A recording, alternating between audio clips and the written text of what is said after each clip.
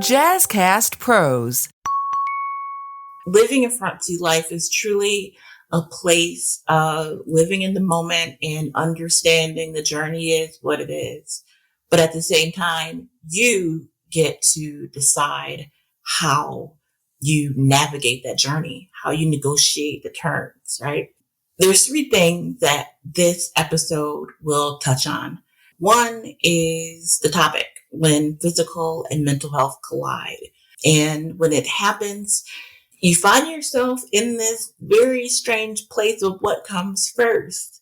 And I'm going to share with you my experience, my most recent experience, I'll say.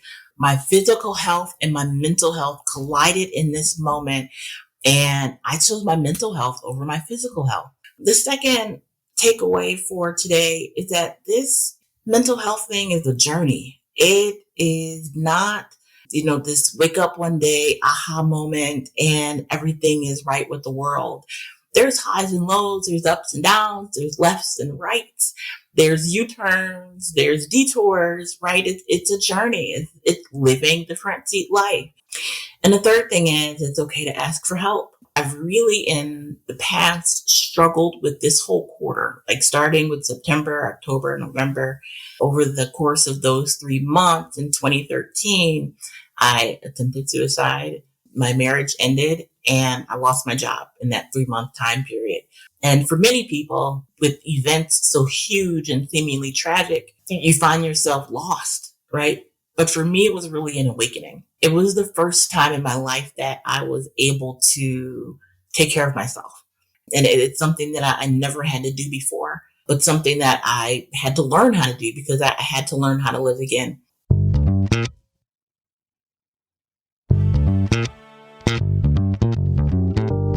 Welcome to Season 5 of Living the Front Seat Life. I am your host, Coach Kelly Marie, and I'm recording from the studio in Buffalo, New York. It's a pleasure to be back. It is a pleasure to be here with you. Season 5, like who would have thought at the beginning of this thing that we'd be here together today? You might have, but I'm not going to lie. I was not sure. I thought that maybe we'd do an episode or two, or maybe even 3 or 4. But to be here where we are now, I'm just thankful and blessed and honored that you would share this time with me. So today's episode contains conversations around mental illness and suicide. I will be sharing parts of my story, and you may find it triggering. So I encourage you, if you find yourself in a state of crisis or need someone to talk to please dial 988. That is the new crisis prevention helpline number. Just dial 988 on your phone, and you will be connected with a crisis counselor 24 hours a day, 7 days a week. It's September, and September is Suicide Awareness Month. And September is also the month that I had my last suicide attempt. This is a special time for me. I find myself usually in August kind of in a decline. I know that September's coming. I know that the anniversary is coming, and I know that it's a date that I have to reckon with. And I find myself just moody, really trying to manage my emotions and ensuring that my mental health is taking a priority, because it's a reminder of all of the things that I did not do in 2013. So this past August, though, I didn't feel the same way. It was a really different experience that only looking back, I can really talk about and process. I didn't have the same issues that I normally have, but this year has also been a very different year. I'm in a new position.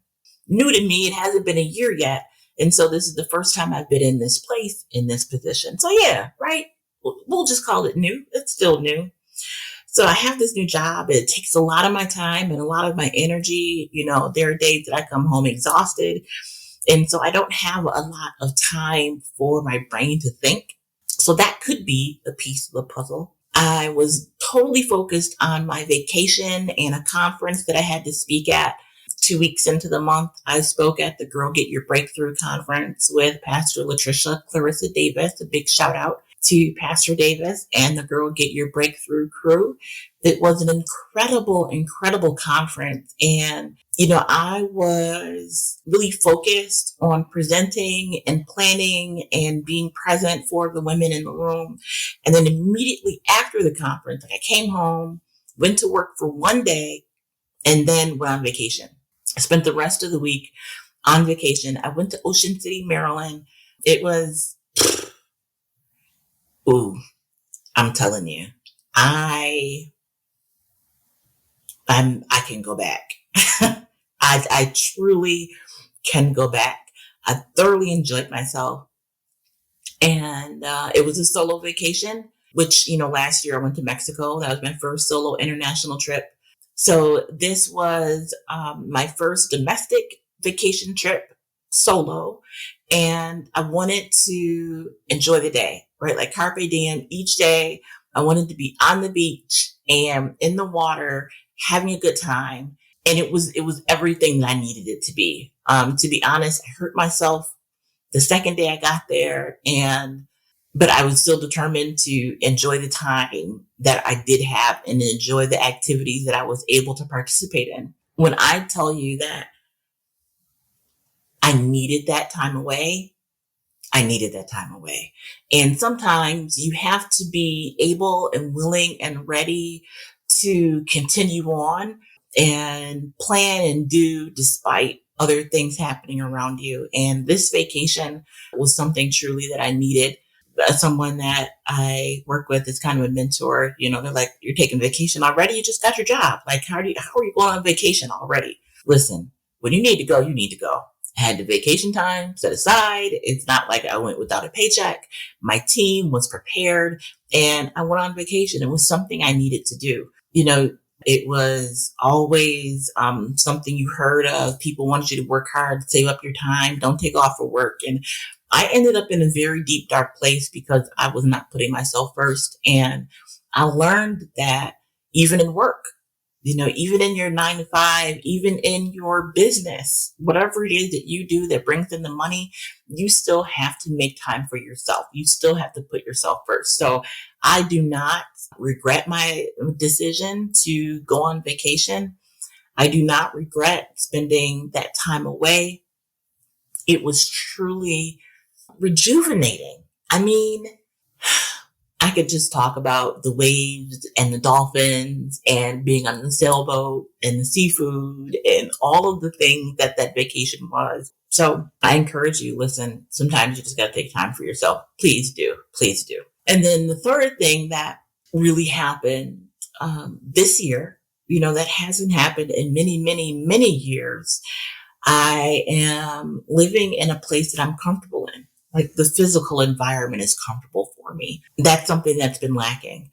So 3 big things, are happening in August that are probably assisting my mental health and my mental health journey, so that I didn't really have time to focus on this anniversary. I've talked about it before. After waking up, I, still didn't want to live. And it took me many years to get to the place of enjoying life. A lot of people, when they've attempted suicide or are prevented from attempting suicide, they're very thankful. I did not go through that thankful period. I was very bitter and angry and didn't want to live, but understood that as long as I had breath, I still had purpose. And so I took some time to learn how to live again. And that's where Be the Light comes from. If you go back in the episodes, I think it's like episode 3 or 4, there's a story around Be the Light. And I really talk about what that process was like for me being in a psychiatric institution and, again, focusing on myself for the first time. So go back and listen to that episode if you're interested in the Be the Light story. But that's where that was birthed from. That's where that came from. So Be the Light came out of my recovery. And the process that I had to go through in order how to live again. This year was really different for me. September 1st rolls around this year. September 2nd rolls around.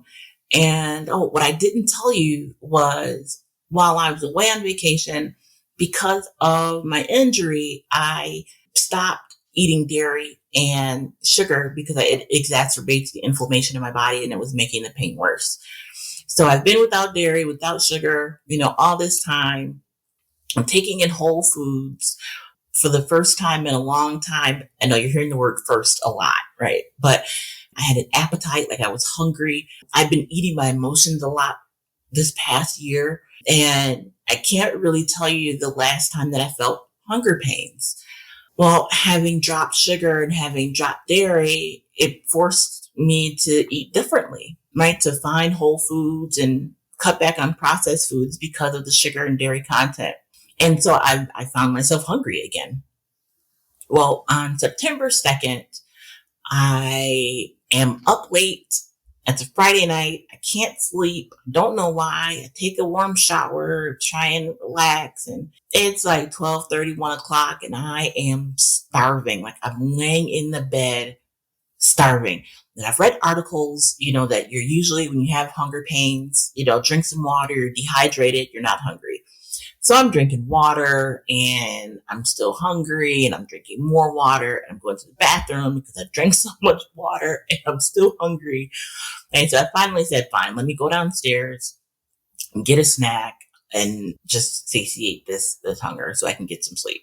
So I get up, head to the stairs, go to take the first step down. I don't know what happened, but all I can tell you is I did not make the step. I slide, tumble, whatever you want to call it, all the way down my stairs. And this house is small, so the stairs are narrow and steep. I took everyone. I started at the top.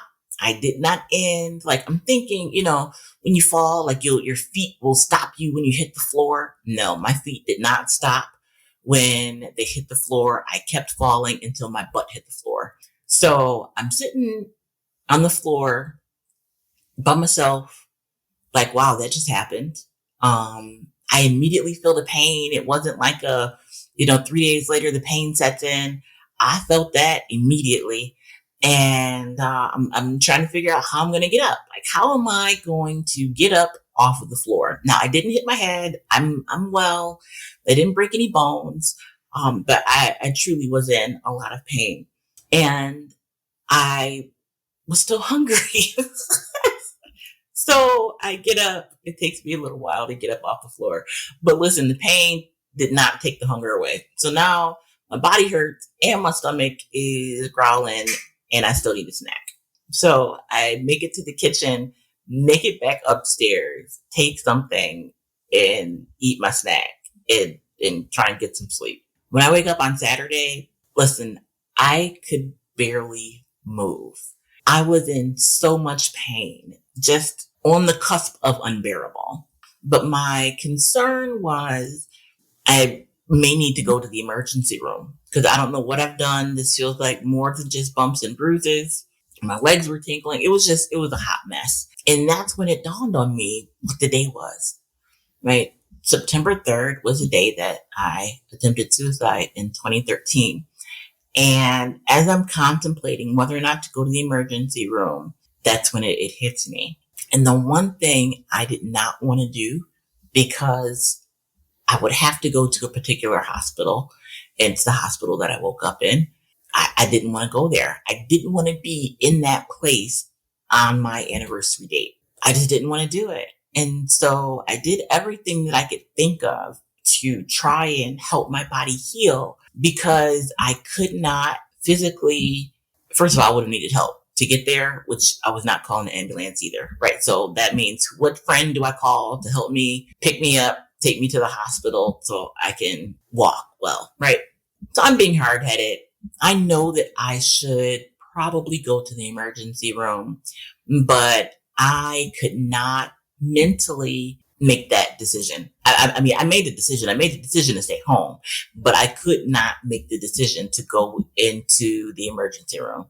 So I start telling myself, before I realize what's actually happening, oh, well, it's a Saturday, it's a holiday weekend, hospitals are notoriously understaffed. And so I'm telling myself all this stuff. And then it hits me.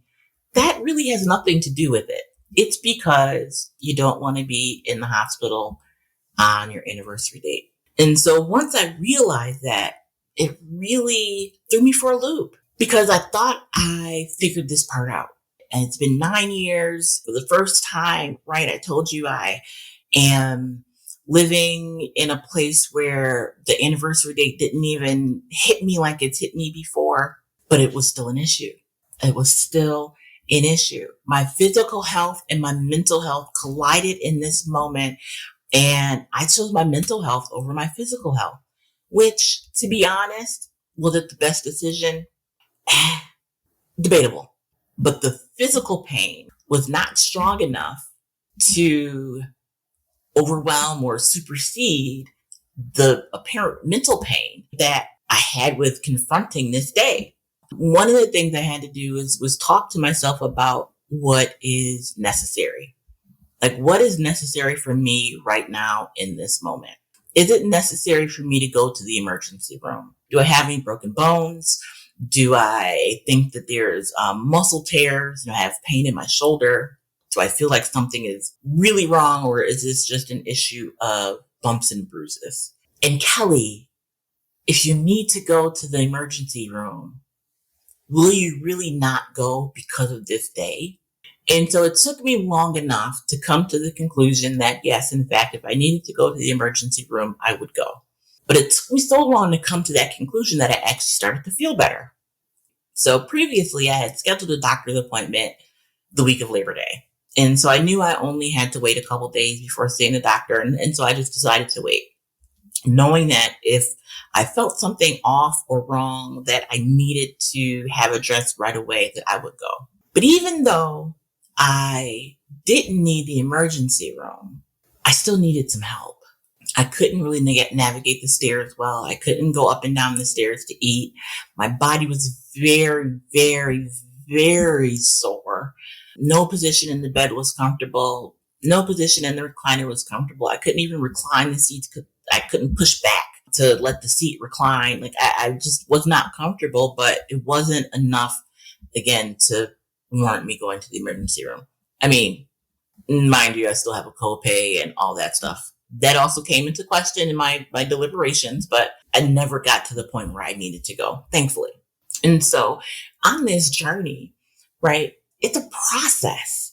It's truly a journey. As you grow, as you learn more about yourself, you're going to be confronted with new things. You're going to go from breakthrough to breakthrough. You go from this place of learning who you are, in this immediate need.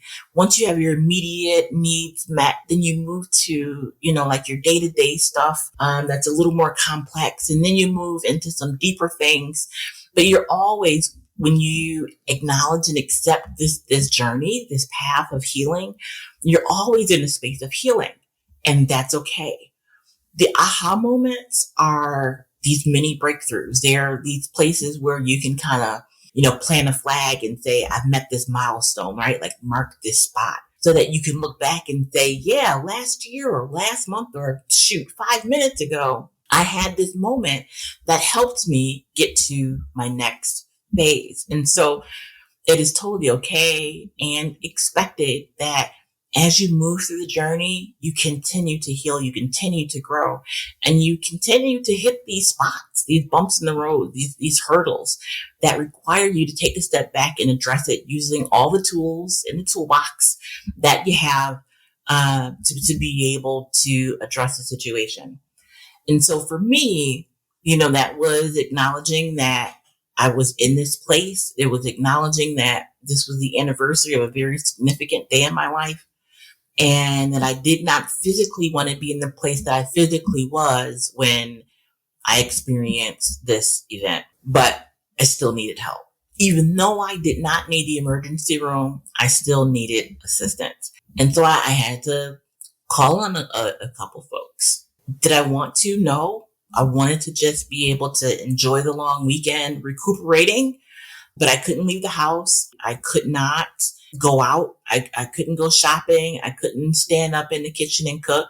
I couldn't really do much for myself. I was able to make it to the bathroom. I could make it up and down the stairs. Thankfully, a very slow process, but I was able to do that, but I wasn't really able to do much more than that. And so I had to ask for help. I sent the list to my people. They went out, brought home food and ready-made stuff that still fit my no dairy, no sugar requirements. And I was able to just relax and heal. I'm sharing that with you because so often we go through these issues and we don't want to burden people. We don't want to have people go out of their way or ask for help. But that's what friends are for. That's what people, having people in your life that care about you and you care about them, that's what they're for. They're there for the good times and the bad. They're there when they need you and when you need them. And asking for help is a part of that. Saying you need assistance is a part of that. And trusting that they will come through is a part of that. I know that sometimes trusting people and expecting them to help you in a way that you actually need help in may not come easy. That's okay. It's a process, but it's a process in this journey, right? That we have to go through. It's a process that is a part of growth.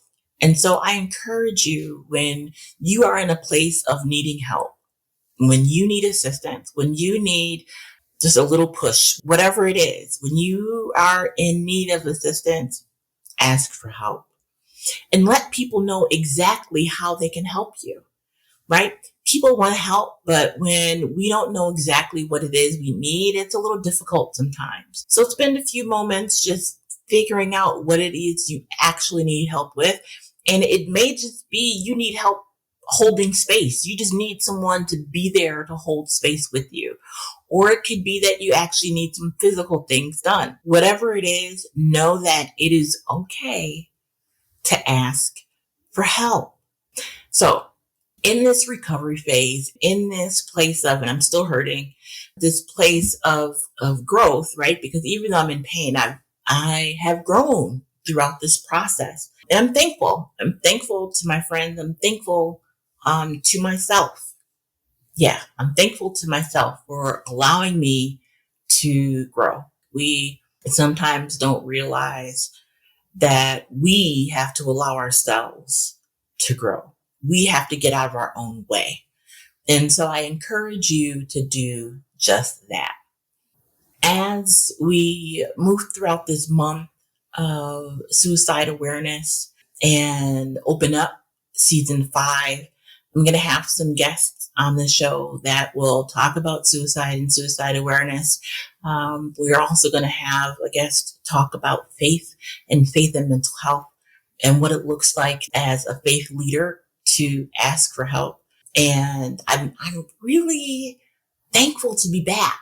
I'm really just in this place of anticipation for greatness for this season, for you, for me, in this space. And so thank you for listening to Living the Front Seat Life podcast. Thank you for the downloads. Thank you for the likes and the shares. Please like and share. Write a comment. Let me know where you are. Write a review. Let people know what you think about this podcast. And again, share it with someone. If you're getting something out of it, someone else would get something out of it too. Now, until the next time, which will be next week, because we are back in action. You have been listening to Living the Front Seat Life podcast. Be the light.